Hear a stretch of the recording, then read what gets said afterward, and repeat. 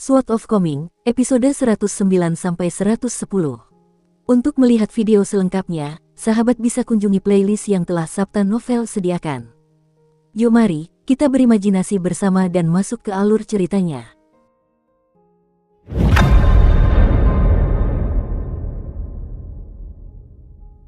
Chen Ping'an menatap gadis yang mendekat, langkahnya ringan, dan di bawah cahaya lentera yang tergantung di sepanjang koridor, sosoknya yang berbulu tampak seperti milu muda yang berlari-lari kecil di bawah langit malam.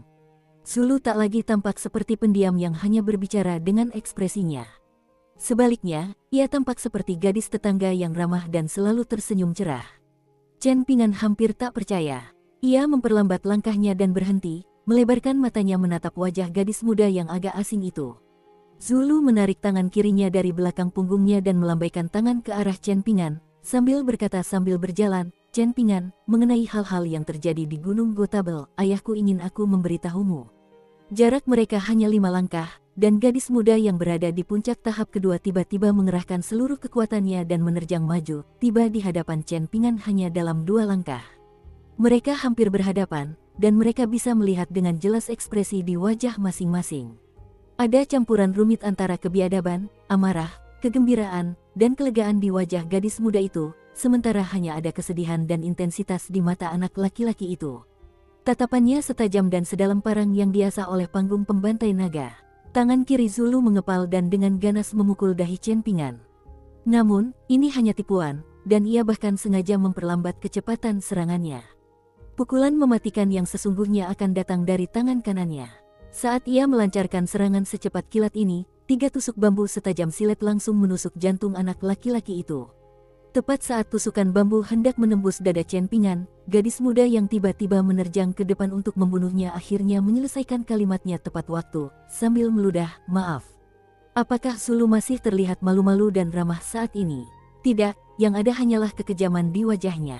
Namun, keterkejutan segera menyebar di wajah Zulu di saat berikutnya.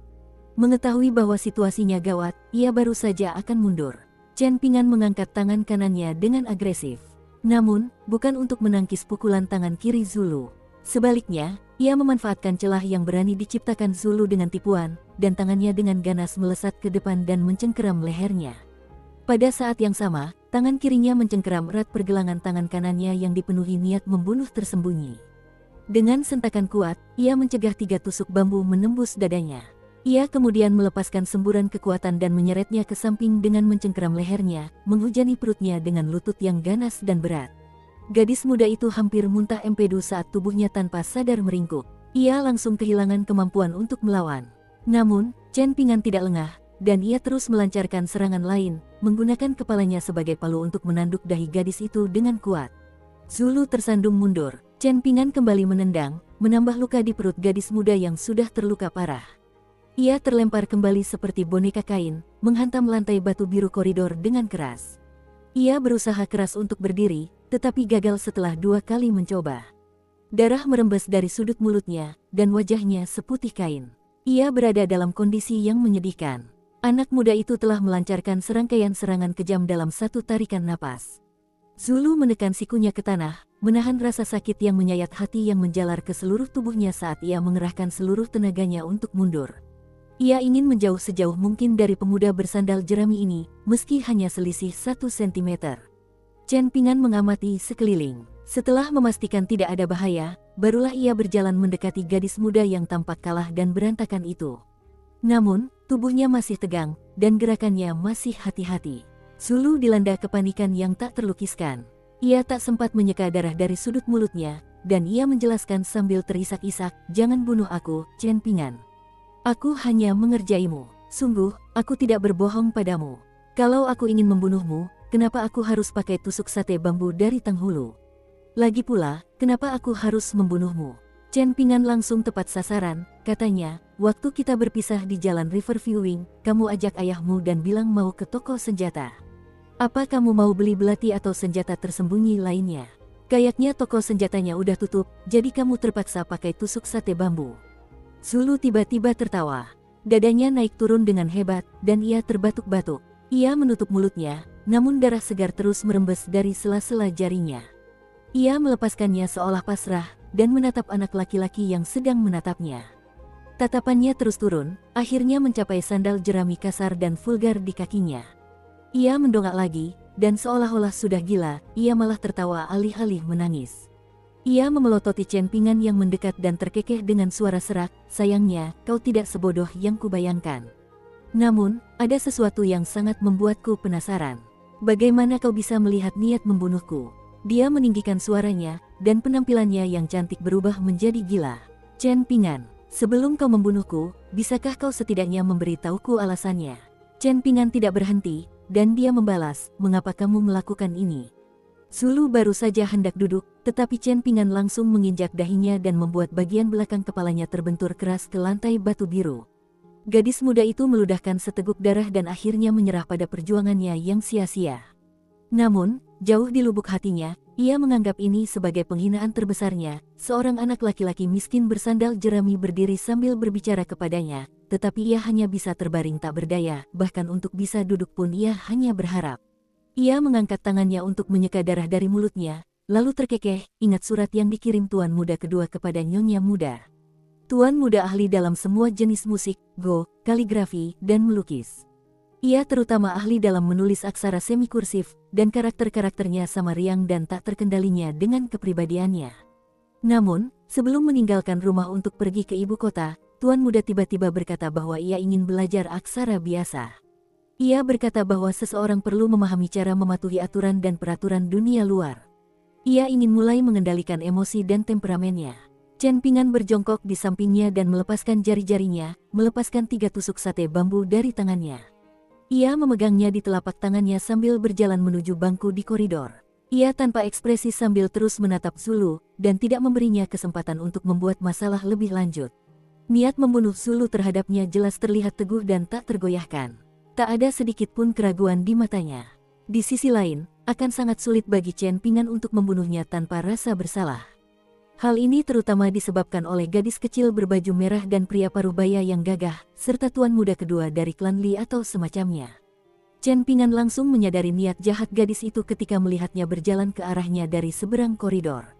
Penglihatannya juga luar biasa, dan kemampuan gadis muda itu untuk menyembunyikan senjata dan niatnya jauh dari sempurna. Bulu matanya berkedip-kedip, dan pipinya sedikit menggembung karena giginya yang gemeretak. Tatapannya juga menunduk untuk menyembunyikan keganasan di matanya. Namun, Chen Pingan dengan mudah menyadari semua ini. Meski begitu, Chen Pingan tidak membayangkan bahwa dia benar-benar akan mencoba membunuhnya. Ketika Zulu menyebut Tuan Muda, auranya seolah berubah total. Saat ia menoleh ke arah pemuda bersandal jerami itu, ia seolah-olah sedang melihat seekor anjing biasa. Ketika Nona Muda pertama kali menceritakan isi surat itu kepadaku di stasiun relay Bantal, beliau berkata bahwa Tuan Muda telah menceritakan kepadanya tentang menara suar dan bagaimana menara-menara itu dinyalakan untuk menandakan bahwa semuanya baik-baik saja. Suar-suar yang mengular dari perbatasan hingga ibu kota sejauh puluhan ribu kilometer semuanya telah dinyalakan. Namun, Nona Muda tidak tahu, dan kalian semua juga tidak tahu, sebelum surat ini, Tuan Muda belum pernah menceritakan apa yang disebut api suar untuk menandakan perdamaian kepadaku sebelumnya. Sejak aku bisa memahami berbagai hal, aku ingat dengan jelas semua cerita dan anekdot menarik yang pernah Tuan Muda ceritakan kepadaku. Jadi, saya langsung merasa ada yang janggal. Saya meminta surat itu kepada Nona Muda, dan benar saja, saya menemukan sebuah rahasia tersembunyi. Tak seorang pun di dunia ini yang bisa menemukan ini. Hanya saya, Zulu, yang mampu menemukan ini. Chen Pingan tetap diam sambil menatap gadis muda yang fanatik itu. Zulu tenggelam dalam dunianya sendiri, dan saat itu, ia berubah kembali menjadi pelayan klan Li yang angkuh dan sombong, seorang jenius bela diri yang baru saja mulai berkembang. Ia melanjutkan, saya membaca surat itu dengan saksama 2 kali, hanya 2 kali, sebelum menemukan jawaban yang tepat. Saya memecahkan teka-teki yang sengaja ditinggalkan Tuan Muda untuk saya. Ia menatap wajah Chen Pingan yang dingin dan kecoklatan, lalu mencibir, Nyonya Muda memang anak yang aneh, jadi wajar saja kalau dia tidak akan bisa memahami niat baik Tuan Muda. Karena itu, Tuan Muda tidak pernah menaruh harapan apapun pada Nyonya Muda. Sebaliknya, beliau memilih saya. Hampir semua 2000 karakter dalam surat itu ditulis dengan aksara semi-kursif yang mengalir. Namun, ada 7 karakter yang ditulis dengan aksara biasa. Zulu tertawa terbahak-bahak hingga air matanya hampir menetes. Ucapannya tersendat-sendat saat ia berkata, klan Jenderal Pilar Kekaisaran Li Agung, cucu tertua klan Chen. Pencuri kuda ia bunuh, api perdamaian ia nyalakan, gelar kehormatan ia terima. 7 karakter itu adalah, bunuh Chen Pingan, terima gelar kehormatan. Catatan, seperti yang disebutkan sebelumnya, Pingan berarti aman dan tenteram, dan juga dapat berarti damai dalam konteks tertentu. Kita lanjut ke alur ceritanya. Para cendekiawan tidak membutuhkan pisau untuk membunuh orang, mereka bisa membunuh dengan kata-kata. Chen Pingan mengerutkan alisnya. Zulu memegangi perutnya yang terasa nyeri luar biasa. Rasanya seperti ada badai dahsyat di perutnya, dan ini menyebabkan keringat dingin membasahi wajahnya. Namun, tak ada yang bisa menghapus seringai dari wajahnya saat ia mengejek, kau bahkan belum pernah mendengar istilah gelar kehormatan sebelumnya, kan? Ia berusaha keras untuk duduk dan bersandar di bangku panjang tempat Chen Pingan duduk. Kali ini, pemuda itu tidak menghentikannya. Ia menatap anak laki-laki muda yang disebut majikannya sebagai paman junior, lalu meludah, selain membunuhmu, tahukah kau apa lagi yang paling ingin kulakukan? Apa kau tidak bisa mengenali banyak kata sekarang? Aku ingin menunjukkan surat itu kepadamu, dan mungkin kau akan merasa malu akan rendah diri dan ketidakberhargaanmu. Mungkin kau akan bertanya-tanya dalam hati bagaimana kata-kata dan prosa artistik yang begitu indah bisa ada di dunia ini. Bagaimanapun, bahkan jika kamu membaca surat itu 10 kali atau 100 kali, kamu tidak akan pernah menyadari bahwa pesan dan kejeniusan sejati dalam surat itu hanya terletak pada 7 kata itu. Lucu, kan? Aku merasa itu benar-benar lucu. Saking lucunya, aku hampir mati tertawa. Chen Pingan duduk diam di bangku panjang. Di sebelahnya terdapat potongan-potongan manisan buah yang telah dibuang dan diabaikan. Ia menatap Zulu dan mengerutkan bibir, berkata, kalau bukan karena Su He, aku pasti sudah membiarkanmu mati tertawa hari ini. Dia berdiri dan melanjutkan perlahan, aku tahu kau mengatakan semua ini untuk menjelaskan situasi ini kepada ayahmu. Lagi pula, upayamu untuk berdiri kali ini sebenarnya umpan untuk memancingku menyerangmu. Kau ingin Su He tidak punya pilihan, dia membunuhku atau dia membunuhmu. Benarkah? Zulu terdiam, dan bayangan jatuh di wajahnya. Su He sudah tiba di koridor beberapa saat yang lalu, tangannya terkepal erat. Urat-urat di punggung tangannya menonjol, dan wajahnya dipenuhi rasa sakit yang tak terlukiskan. Ia menatap anak laki-laki dan perempuan muda itu, yang seorang adalah putri kesayangannya, dan yang seorang lagi adalah junior yang disayanginya. Zulu mengacungkan ibu jarinya dan menyeka darah dari sudut mulutnya dengan kasar. Ia sedikit menundukkan kepala, tetapi tatapannya tetap tertuju pada Chen Pingan. Ia perlahan berbalik, dan ada ekspresi tenang yang langka di wajahnya. Jika nona muda tahu tentang ini, temperamennya akan membuatku pasti akan kehilangan selapis kulit pun meskipun aku tidak terbunuh, katanya kepada sosok ayahnya yang familiar. Masa depanku akan hancur saat itu juga. Ayah, aku mohon, jangan menunjukkan belas kasihan. Karena Aliang dari kuil angin salju belum kembali, kau harus memanfaatkan kesempatan ini untuk bertindak. Tuan muda pernah berkata, keraguan hanya akan membawa malapetaka. Chen Pingan tiba-tiba berbalik dan membungkuk, dengan santai mengambil sepotong manisan buah dari bangku dan memasukkannya ke dalam mulutnya. Dia lalu berdiri dan berhadapan dengan Su He. Kamu akan mati, katanya kepada gadis muda itu. Hati Zulu tenggelam, ada jarak sekitar 15 langkah antara ayahnya dan Chen Pingan. Meskipun kultivasi Chen Pingan tidak tinggi, Zulu telah menyaksikan kecepatan dan kelincahannya sebelumnya. Ia pun merasa sedikit frustrasi dan marah. Ayahnya seharusnya tidak menunjukkan diri sejauh ini dari mereka. Ini adalah pertarungan hidup dan mati, jadi apakah perlu bertindak dengan sikap elit? Zulu berbalik dan meludahkan ludah berdarah. Coba saja kalau kau memang hebat. Dia menatap ayahnya dan memperingatkannya, ayah, kalau ayah tidak membunuhnya hari ini, aku akan mati di depan ayah. Pokoknya, ayah harus menangkap Chen Pingan dulu. Adapun apa yang mereka lakukan setelah menangkap Chen Pingan. Jika ayahnya tidak ingin membunuhnya, maka dia akan melakukannya. Zulu tegang dan bersiap membela diri jika Chen Pingan mencoba menyanderanya dan mengancam ayahnya. Ayahnya pernah secara tidak sengaja memberitahu bahwa ia akan memiliki peluang menang jika ia bertarung melawan makhluk menjijikkan dan hina ini. Namun, ia akan menghadapi kematian jika mereka terlibat dalam pertarungan hidup mati. Awalnya ia tidak percaya. Setelah itu, ia membeku karena terkejut saat menghadapi ular piton putih di Gunung Mejago. Ia hanya bisa berdiri di sana dan menunggu kematian. Sementara itu, Chen Pingan telah menunjukkan keberanian, tekad, dan penilaian yang jauh lebih unggul darinya. Hal ini membuatnya merasa sangat putus asa, dan tekadnya untuk berlatih bela diri hampir pupus. Begitu kondisi mental seseorang runtuh, perjalanannya di jalur bela diri akan berakhir. Sebelum datang ke kota lilin merah, penguasa Gunung Weibo telah memberikan hadiah perpisahan kepada mereka masing-masing di perbatasan Gunung Gotabel. Atas dorongan Suhe, ia menerima kitab suci abadi rahasia, panduan Ki Ungu. Kitab suci bela diri berharga ini diimpikan banyak orang. Namun, kenyataannya, gadis muda itu tidak terlalu bersemangat atau termotivasi oleh hal ini. Ambisi mudah hilang tetapi sulit ditemukan.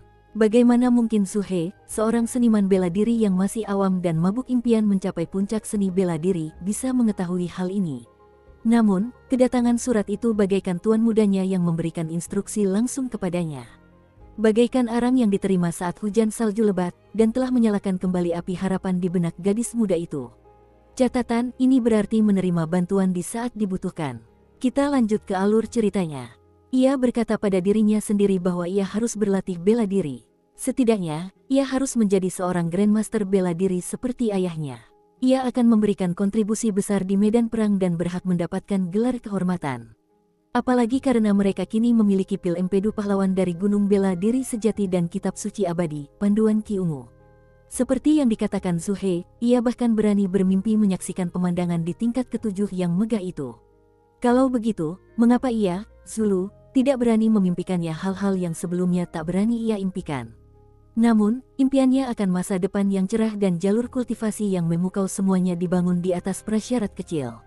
Chen Pingan harus mati. Karena itu, karena tahu bahwa ia tidak akan mampu mengalahkannya dalam pertarungan sungguhan, gadis muda itu memutuskan untuk mengejutkannya.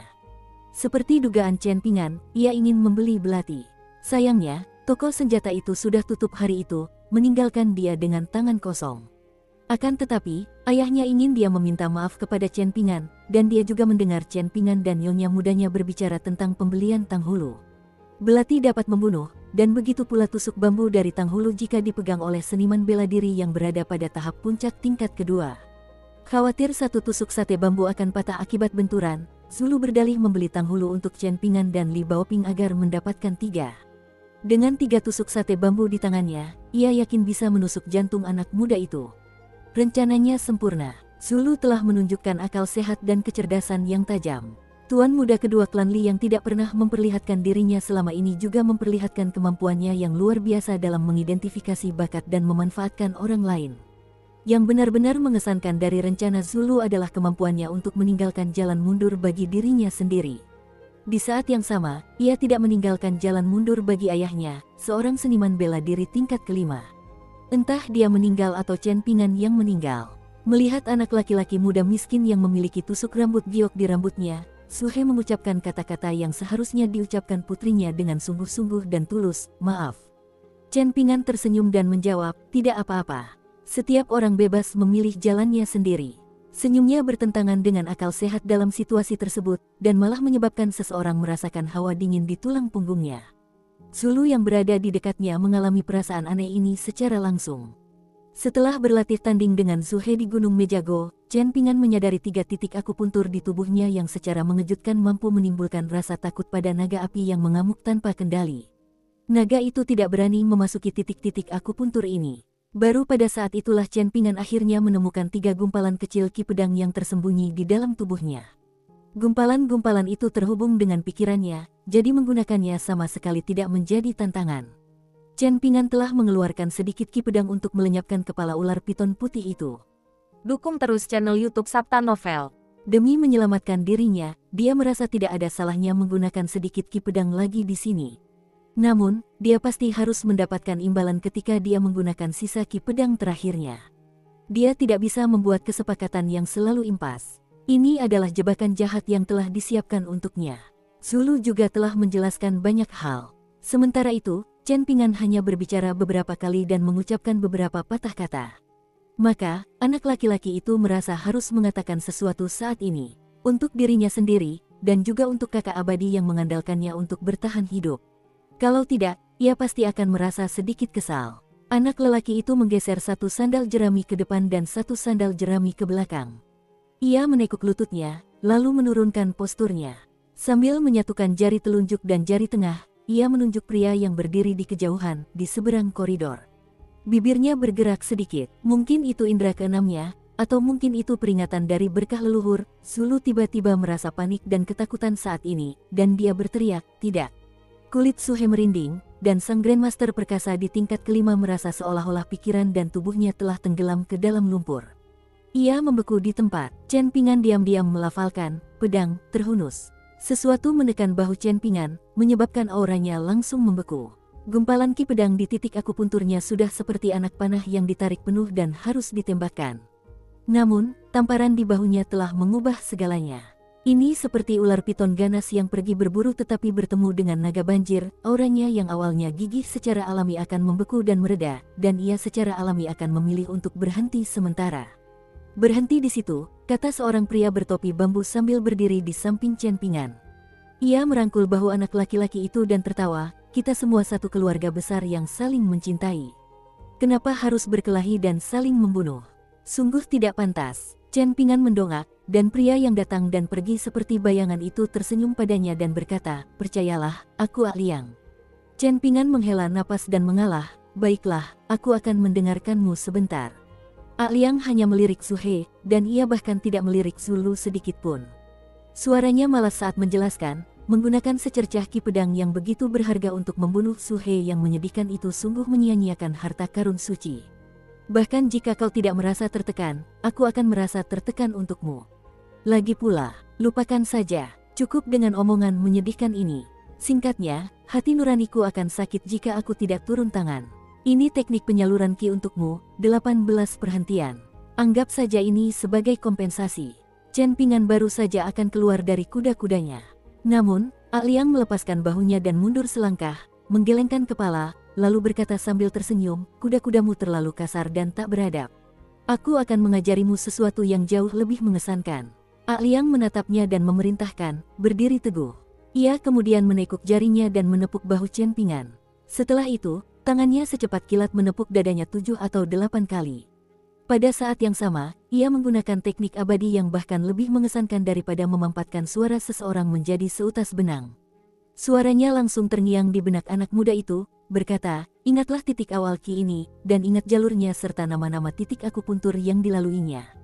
Seperti urat naga yang meliuk-liuk, gumpalan ki ini muncul dari leluhur pegunungan, Lincong. Ini adalah perhentian pertama, dan merupakan titik akupuntur terpenting untuk memelihara pedang seseorang. Setelah melewati 3 gunung dan 6 lintasan, ki tiba di titik akupuntur Fuji, perhentian kedua. Setelah melewati 6 gua dan 9 tempat tinggal, ia tiba di titik akupuntur Cunyang, perhentian ketiga. Petik 2 titik. Dan ini adalah perhentian terakhir, totalnya ada 18 perhentian. Nama dan deskripsi titik-titik akupuntur ini sangat berbeda dari yang ada sekarang, dan ini adalah hasil dari usaha dan pengorbanan yang luar biasa dari para pendekar pedang yang tak terhitung jumlahnya dari zaman dahulu. Anda harus menghafalnya. Akhirnya Liang bertanya, apakah kamu mengingatnya? Keringat membasahi dahi Chen Pingan, dan dia menjawab, saya sudah mengingat sebagian besarnya. Liang tersenyum dan berkata, mengingat sebagian besarnya saja sudah cukup. Tak perlu takut lagi jika kau menabrak rintangan atau tantangan brutal dan membuat wajahmu berdarah di kemudian hari. Inilah jalan yang harus ditempuh setiap pendekar pedang. Setelah kau terbiasa dengan jalur sirkulasi, kau bisa mencoba menyalurkan ki-mu secara perlahan. Inilah aspek paling menarik dari 18 perhentian. Ini sesuatu yang aku, Liang, pahami. Beberapa orang sangat terkesan dengan ini, dan mereka memujiku dan mengatakan bahwa saran ini saja sudah mampu meningkatkan kemampuan pedang mereka ke tingkat yang lebih tinggi. Haha, ini agak memalukan. Chen Pingan tiba-tiba merasa bahwa apa yang disebut 18 pemberhentian ini mungkin tidak jauh lebih kuat dari tinju pengguncang gunung. Liang membaca pikiran anak muda itu, dan berkata dengan serius, apakah aku terlihat seperti pembohong yang hanya mengumbar janji? Aku, Liang, tidak akan pernah bisa dituduh menyombongkan diri kepada orang lain. Suhe sudah pulih kemampuan berpikirnya saat ini. Namun, anggota tubuhnya terasa lebih kaku dari sebelumnya. Satu gerakan saja bisa berarti kematian, hanya itu yang terlintas di benaknya. Inilah aura dominasi tak berwujud yang terpancar dari Liang. Bila seseorang berteman dengan laki-laki yang selalu mengenakan golok bambu hijau dan labu perak kecil di pinggangnya, orang tersebut akan merasa bahwa dia bukanlah orang yang berkuasa, tidak peduli bagaimana orang melihatnya. Namun, ketika seseorang menjadi musuhnya, Suhe tenggelam dalam ketakutan dan bermandikan keringat. Ia merasa seolah jiwanya akan meledak. Di kejauhan, Kondisi mental Su He sudah runtuh. Di dekatnya, Zulu hanya bisa mendengar Chen Pingan bergumam sendiri. Suara Aliang kembali terngiang di benak Chen Pingan, mengajarinya, perahu cahaya melewati puluhan ribu gunung, dan ki yang tersalurkan mengalir melalui ratusan, ribuan, puluhan ribu mil dalam sekejap, ini memang sangat bagus. Namun, jika seseorang dapat memperlambat, seperti gunung yang perlahan bertambah masanya namun tidak bertambah tinggi selama 100 tahun, seperti laut yang perlahan bertambah volumenya namun tidak naik permukaannya, itu akan jauh lebih baik. Saat menyalurkan ki di masa mendatang, kau dapat berfokus untuk membiasakan diri dengan jalur ini. Kau perlu mencapai kondisi di mana kimu akan secara otomatis mengalir melalui jalur ini bahkan saat kau sedang tidur. Bagaimana aku tahu kalau aku sedang menyalurkan 18 perhentian saat aku tidur? Tanya Chen Pingan dengan ekspresi bingung. Aliang melingkarkan lengannya di dada dan terkekeh. Berjalanlah ke tempat air berakhir, dan duduklah untuk menatap awan. Catatan, kutipan dari puisi Wang Wei, Mount Zhongnan Lodge. Kita lanjut ke alur ceritanya. Ikuti aliran alam, dan kamu akan secara alami menemukan jawaban yang kamu cari. Aliang duduk di bangku, namun, ekspresinya langsung berubah aneh. Chen Pingan menempelkan tangannya ke dahinya. Aliang diam-diam berdiri dan menepuk-nepuk buah manisan yang lengket di pantatnya dengan tangannya. Ia kemudian bergeser dan duduk di tempat lain, meletakkan tangannya di pagar tangga sambil mengembuskan napas panjang. Akhirnya, ia menatap Zulu untuk pertama kalinya, lalu memberi perintah, selain mengembalikan pil empedu pahlawan dan panduan ki ungu kepadaku, kau dan ayahmu juga harus menyerahkan setumpuk jimat warisan dari klan Li. Namun, jimat-jimat ini hanya bisa menyelamatkan satu dari kalian. Zulu, aku akan memberimu pilihan sekarang. Kau akan keluar dari stasiun relay bantal hidup-hidup, atau ayahmu. Sebelum Zulu sempat menjawab, Su He sudah memohon dengan suara khusyuk, Senior Aliang, aku sungguh-sungguh memohon padamu untuk membiarkan Zulu pergi. Aku bersedia bunuh diri untuk menebus dosa-dosa kita. Bahkan, tak perlu mengotori bilah bambu Senior Aliang. Aliang hanya tersenyum sambil menatap Zulu dengan mata menyipit, mengabaikan Su He yang sudah mengambil pil, kitab suci abadi, dan jimat. Zulu, kau ingin hidup dengan siapa? Wajahnya sudah dipenuhi air mata, namun dia menutup mulutnya dengan tangan, tidak berani bersuara. Sementara itu, tangannya yang lain terkepal erat di belakang punggungnya, begitu eratnya hingga kuku-kukunya mengeluarkan darah dari telapak tangannya, membuat seluruh tangannya menjadi merah padam. Su He jatuh berlutut dengan suara keras, bersujud kepada pria itu sambil memanggil dengan suara bergetar, Senior Aliang. Aliang menoleh ke Chen Pingan dan bertanya, bagaimana menurutmu? Atau mungkin kita harus melepaskan mereka berdua? Aku bisa melumpuhkan basis kultivasi Su He untukmu jika kau takut dia membalas dendam. Jika kau masih takut akan kecelakaan tak terduga, aku bahkan bisa memotong umurnya dengan mudah. Aku bisa melakukan hal yang sama pada Zulu. Chen Pingan tidak melihat ke arah Su He, dan dia hanya melihat ke arah Zulu saat dia menjawab, sudah kubilang sebelumnya, kau harus mati. Su He tiba-tiba mendongak dan meraung, Chen Pingan, Zulu masih anak-anak. Chen Pingan bersikap relatif tenang sepanjang waktu, namun wajahnya langsung berubah pucat pasi karena marah ketika mendengar ini. Pemuda itu melesat maju, dan hampir saja menghancurkan dada Zulu dengan satu pukulan. Auranya saat itu sedang kacau, dan ia tak lebih baik dari seorang gadis muda biasa. Entah kenapa, tinjunya tiba-tiba berubah menjadi telapak tangan, dan arahnya pun mengarah ke atas. Sebuah tamparan keras terdengar di pipi Zulu. Aliang meletakkan tangannya di bahu Chen Pingan lagi dan berkata, cukup. Dia terkekeh pelan dan melanjutkan, beberapa hukuman bahkan lebih kejam daripada kematian yang cepat dan sederhana. Chen Pingan kembali ke bangku panjang dan melamun. Ia tidak tahu bagaimana Aliang menangani Su He dan Zulu, juga tidak tahu bagaimana mereka meninggalkan stasiun relay bantal dan kemana mereka akan pergi nanti. Dia tiba-tiba mendongak dan bertanya, Aliang, apakah kamu punya anggur? Aliang tersenyum dan menjawab, tentu saja. Labu kecilku bisa menampung 500 liter anggur. Tapi, aku harus memperingatkanmu tentang sesuatu dulu. Penting bagi seseorang untuk tidak minum saat sedang berduka. Kalau tidak, sangat mudah untuk berakhir menjadi pecandu alkohol yang menyedihkan. Tapi, seseorang bisa minum saat sedang bahagia dan riang. Mungkin minum bahkan akan membuat mereka menjadi abadi dalam anggur. Stasiun relay bantal luar, Lin Soyi berdiri sendirian di jalan. Ia tidak yakin mengapa Aliang menyuruhnya tetap di luar, tetapi Aliang mengatakan bahwa ia harus menunggu seseorang datang. Saat itu, ia baru bisa memutuskan apakah ia ingin masuk ke stasiun pemancar atau tidak. Sekalipun dia merasa sangat bosan, anak lelaki itu masih berdiri tegak dan tegak seperti pohon pinus yang berdiri sendiri di puncak gunung. Meminjam cahaya dari lentera merah besar yang tergantung di pintu stasiun pemancar, Lin Soyi mengambil kitab suci Konfusianisme, bacalah kitab suci di atas awan, dan mulai membaca karakter-karakter yang sulit diucapkan dan dipahami. Namun, setiap kali ia menemukan konsep yang ia pahami atau mencapai pencerahan baru, ia akan merasakan kegembiraan yang luar biasa, seolah-olah berjemur di bawah sinar matahari yang muncul kembali dari balik awan dan kabut. Anak laki-laki yang menyendiri, yang telah dibentuk menjadi dirinya oleh kehidupan yang keras, tidak ingin berbagi kegembiraan tulus ini dengan siapapun. Lin Soyi tidak pernah takut memandang dunia dan orang-orangnya dalam sudut pandang yang paling negatif. Seorang wanita berpenampilan biasa berjalan mendekat dari kejauhan. Matanya terbelalak ketika melihat pemuda itu, dan ia berkata dengan penuh emosi, benar saja, dia memang memiliki bakat kultivasi yang cemerlang. Wanita itu berhenti sekitar 6 langkah dari pemuda itu dan berkata sambil tersenyum, "Halo, Lin Soyi. Kita sudah pernah bertemu sekali di tepi sungai, aku di perahu hias dan kau di tepi sungai. Identitas asliku adalah Tetua Agung Istana Musim Semi Abadi Kekaisaran Li Agung." Catatan, Istana Musim Semi Abadi meminjam nama sebuah istana di kota terlarang yang menampung selir-selir kekaisaran. Kita lanjut ke alur ceritanya. Aku tidak bermaksud menyombongkan diri, tapi aku memang tipe makhluk abadi yang dikagumi rakyat jelata dan petani. Aku bisa memanggil angin dan hujan dengan jentikan lengan bajuku, dan aku bisa mengguncang daratan dan pegunungan dengan hentakan kakiku. Aku sangat ahli dalam teknik 5 petir kebenaran, dan aku bisa membunuh iblis dan roh dengan 1 putaran telapak tanganku. Setelah mengatakan itu, wanita itu terkekeh sendiri sebelum melambaikan tangan dan berkata, "Tidak, ini tidak akan berhasil. Perkenalan seperti ini terlalu berlebihan." Namun, Lin Soyi mengangguk dan berkata, "Aku percaya padamu. Aku tidak tahu apa yang ayahmu katakan dalam suratnya, dan aku lebih tidak tahu apa niat Aliang." Wanita itu terkekeh. Namun, karena dia memilih meninggalkanmu di luar stasiun pemancar meskipun dia tahu aku telah mengikuti kelompokmu selama ini, aku rasa aku bisa mencobanya.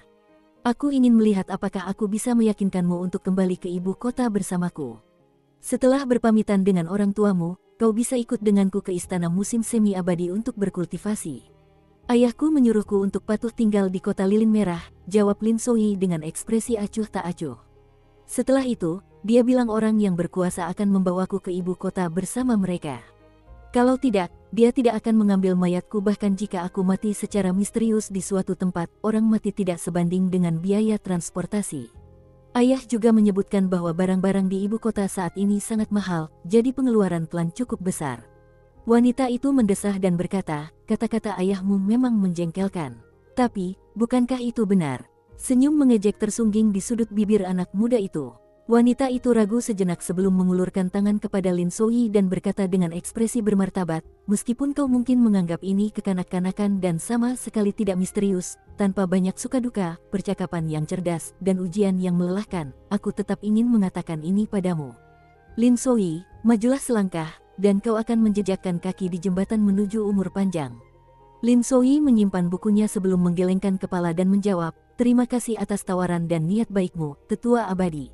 Aku tidak bisa mengendalikan klan tempatku dilahirkan, aku juga tidak bisa mengendalikan nama keluargaku. Namun, aku bisa mengendalikan jalan mana yang kupilih, dan aku tahu betul arah mana yang harus kuambil." Sungguh memalukan, wanita itu hanya bisa menghela napas. Ia tidak berusaha memaksa anak laki-laki itu, dan berkata, "Sampai jumpa lagi, Lin Soyi. Kuharap kau tidak akan menyesal saat kita bertemu lagi." Lin Soyi menangkupkan kedua tangannya dan membungkuk memberi hormat, sambil berkata dengan sopan, "Lin Soyi dengan hormat mengucapkan selamat tinggal kepada Tetua Abadi." Wanita itu lenyap dalam sekejap. Di dalam stasiun relay, Chen Pingan dan Aliang duduk di bangku berhadapan satu sama lain di koridor. "Aliang, apakah kamu akan pergi?" tanya Chen Pingan lembut. Aliang mengangguk sebagai jawaban. Dia mengangkat labu kecilnya dan meneguk anggur. Jelas ia teringat akan kenangan yang menyedihkan. Ternyata, peringatannya kepada Chen Pingan untuk tidak minum saat sedang sedih hanyalah pesan kosong belaka. Ketika dia menatap kosong ke arah anak laki-laki itu, menatap matanya yang bersih dan murni, seolah-olah dia sedang menatap sepasang mata dari beberapa tahun yang lalu. "Aliang, aku sudah memutuskan. Belajar itu percuma, terlalu menyebalkan. Aku, Qi Jingchun, akan berkeliling dunia bersamamu. Aku akan membalas kebaikan dengan kebaikan dan kekerasan dengan kekerasan. Aku akan menenggak minuman keras terkuat, menghunus pedang tercepat, dan menunggang kuda terbaik. Mehem, aku sudah menyiapkan cukup uang, lebih dari selusin tael perak. Kalau ini belum cukup, aku bisa kembali meminjam dari guruku. Guru sangat pengertian, dan beliau bilang aku boleh pergi dan berkelana jika aku benar-benar tidak ingin belajar lagi. Ilmu ada di mana-mana, di hamparan pegunungan dan sungai yang luas. Cendekiawan muda berpakaian hijau itu telah dipukuli sampai babak belur oleh orang lain, namun tatapan matanya sangat murni dan penuh tekad. Seorang cendekiawan tua telah mengintip di balik gerbang akademi, tak berani menunjukkan diri dan hanya membiarkan kepalanya terlihat. Ia dengan marah memberi isyarat kepada Aliang dengan matanya, dan ketika Aliang mengabaikannya, ia memutuskan untuk keluar dan berdiri di samping gerbang. Sambil menyingsingkan lengan bajunya, ia memberi isyarat bahwa ia akan bertarung sampai mati dengan Aliang jika berani menipu muridnya. Pergilah, kamu baru saja puber, tapi bicaramu sudah besar sekali. Aku akan mengajakmu melihat dunia yang penuh warna saat kamu sudah besar nanti. Kalau begitu aku janji, Aliang, aku akan menunggumu. Akhirnya, Aliang membelakangi pemuda itu, memegang pedang di tangannya dan mengetuk-ngetukkannya ke bahunya dengan santai. Melambaikan tangan satunya yang terkepal, ia mengucapkan selamat tinggal. Pendekar pedang keliling Aliang telah mengucapkan selamat tinggal kepada cendekiawan muda yang bermimpi menjelajahi dunia. Perpisahan ini adalah perpisahan yang abadi. Akhirnya, ia berbalik dan melihat anak laki-laki itu berjalan pergi sambil menggandeng tangan cendekiawan tua itu. Mereka berdua kembali ke akademi. Orang tua dan anak lelaki itu tengah mengobrol satu sama lain. Jingchun, aku lupa bertanya sebelumnya. Siapa yang memukulmu? Orang yang bermarga Zuo itu. Hah, dia seceroboh itu waktu menghajarmu. Aku akan memberinya teguran setelah kita pulang nanti. Orang yang berbudi luhur seharusnya menyelesaikan perselisihan dengan akal sehat, bukan kekerasan. Apa dia tidak bisa menang dengan akal sehat? Apa itu sebabnya dia melempar tangan karena malu dan marah? Tidak, dia bersedia mengaku kalah setelah kalah dalam debat. Namun, dia sengaja mengatakan bahwa saya tidak akan pernah bisa melampaui Anda, guru, berapapun buku yang saya baca. Bagaimana mungkin, pikir saya. Meskipun guru berpengetahuan luas, Anda selalu mengantuk ketika mencoba membaca sekarang. Saya selalu melihat Anda tertidur saat membaca. Namun, saya masih muda, jadi suatu hari nanti saya akan membaca lebih banyak buku daripada Anda, guru. Meski begitu, ia terus bergumam pelan, dan berkata bahwa saya seharusnya menjadi lebih berpengetahuan daripada guru dalam sehari jika saya benar-benar mampu. Saya marah ketika mendengar ini, jadi saya berlari untuk memukulnya terlebih dahulu. Saya tidak bisa mengalahkannya, dan saya bersedia mengakui fakta ini. Lihat, itu sebabnya aku tidak membocorkannya saat aku melihatmu tadi. Cendekiawan seharusnya bermoral dan punya pendirian, kan? Guru, kurasa kau agak kurang dalam hal ini. Ketika kau menang debat tapi kalah dalam pertarungan, kau selalu membanggakan betapa mendalamnya pengetahuanmu dan betapa luar biasa dan bersejarahnya debat itu. Namun, ketika kau kalah debat tapi menang dalam pertarungan, kau malah membanggakan betapa menggemparkan dan menegangkannya pertarungan itu. Guru, kenapa kau memutar-mutar telingaku? Aduh. Orang yang berbudi luhur seharusnya menyelesaikan perselisihan dengan akal sehat, bukan kekerasan. Orang berbudi luhur macam apa? Tuanmu seorang bijak. Melihat hal itu, lelaki itu akhirnya berbalik hendak pergi, gerakannya riang dan gagah.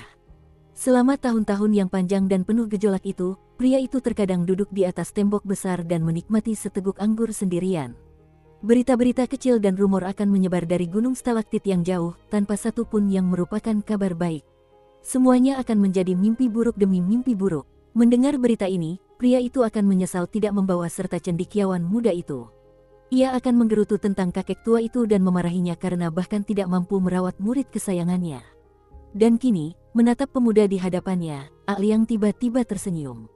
Aku pernah memberikan komentar kepada seorang pemuda yang usianya hampir sama denganmu. Aku bilang padanya, percayalah, kau akan lebih sukses sebagai seorang sarjana daripada seorang pendekar pedang. Rasanya aku juga harus memberikan komentar kepadamu sekarang. Percayalah, kau akan lebih sukses dengan pedang daripada dengan tinjumu. Di balik topi bambunya, Aliang menampakkan senyum yang lebar dan cemerlang, bagaikan hangatnya mentari di hari musim dingin. Namun, Chen Pingan belum pernah melihat Aliang sesedih itu sebelumnya.